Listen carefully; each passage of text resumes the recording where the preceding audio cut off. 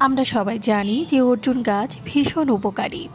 হৃদরোগ উপশমে অর্জুনের ছাল ব্যবহার হয়। রক্তে নিম্নচাপ থাকলে অর্জুনের ছালের রস সেবনে উপকার হয়।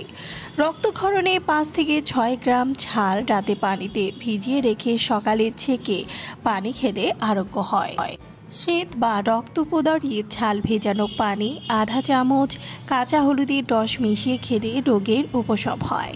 ক্ষয়কাশি অর্জুনের ছালের গোড়া বাসক পাতার রসে ভিজিয়ে ঘি মধু মিশিয়ে খেলেও উপকার হয়। এছাড়া হাঁপানিতে অর্জুন ফল টুকরো করে তামাকের মতো ধোয়া টানলে উপকার হয়। হার্নিয়াতে অর্জুন ফল কোমরে বেঁধে রাখলে উপকার পাওয়া যায়। কাঁচা পাতার রস সেবনে আমাশয় রোগ ভালো হয়।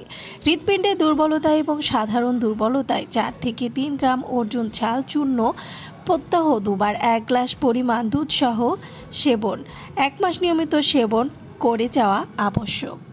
কাঁচা অর্জুনের ছাল ৫ গ্রাম পরিমাণ নিয়ে ভালো মতো পিষে ঠান্ডা পানিতে দিনে ২ বার খেলে রক্ত আমাশয়ে অনেক উপকার পাওয়া যায়। বিচূর্ণ ফল রক্তচাপ কমায়, মূত্রবর্ধক হিসেবে কাজ করে এবং লিভার সিরোসিস টনিক হিসেবেও কাজ করে। এই ছাল মুখ, জিহ্বা ও মাড়ির প্রদাহের চিকিৎসায় ব্যবহার হয়। এটা মাড়ির রক্তপাত বন্ধ করে। এটি সংকোচন এবং জটরোধক হিসেবেও কাজ করে। তাছাড়া চর্ম ও যৌন রোগে অর্জুন ব্যবহৃত হয়। যৌন উদ্দীপনা বাড়াতে অর্জুনের ছালের রস উপকারী। অর্জুন খাদ্য হজম ক্ষমতা বাড়ায়, খাদ্যতন্ত্রের ক্রিয়া স্বাভাবিক রাখতেও সাহায্য করে।